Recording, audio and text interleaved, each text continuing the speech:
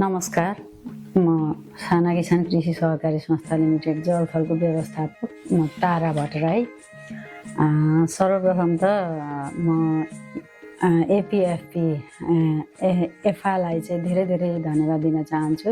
हामीले गर्न खोजेको इन्टरप्राइजेस दुधको चाहिँ एउटा गर्न खोजिरहेका थियौँ, त्यसमा चाहिँ उहाँहरूले सहयोग 15,04,000 विगतमा दिनुभएको थियो। त्यसबाट हामीले मेसिनहरू खरिद गरेर चाहिँ अहिले दुधको प्रोडक्ट बनाएर चाहिँ हामी बजारमा लगेर केही आर्थिक अवस्थालाई र दुध सदस्यहरूबाट उत्पादित दुधहरूलाई चाहिँ बजारीकरण गर्नलाई चाहिँ सफल भएका छौँ र यसलाई चाहिँ अझै प्रभावकारी बनाउन र निरन्तर दिगो बनाउनका लागि चाहिँ हामी अझै पनि विभिन्न तालिमहरू, असल कृषकका अभ्यासहरू, बजार व्यवस्थापनका विषयहरूमा अझै पनि हामी अभ्यासमै छौँ। त्यसलाई चाहिँ अझै नेपाल केन्द्रीय कृषि सहकारी सङ्घ मार्फत विभिन्न तालिमहरूमा पनि हामी सहभागी हुनेछौँ र आउने दिनमा पनि यसलाई चाहिँ अझै प्रभावकारी बनाउनलाई चाहिँ दात्री निकाय तथा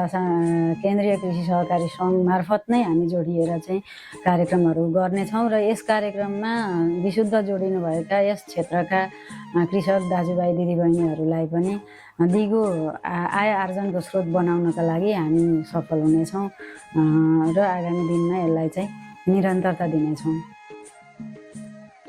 यहाँ चाहिँ हामीलाई के छ फाइदा भने सधैँ दुध बिहान मात्रै बेच्नु पाइन्थ्यो सस्तो मूल्यमा। ग्वालालाई पहिले बोकेर क्यानमा बोकेर कहाँ पुर्याउनु पर्थ्यो।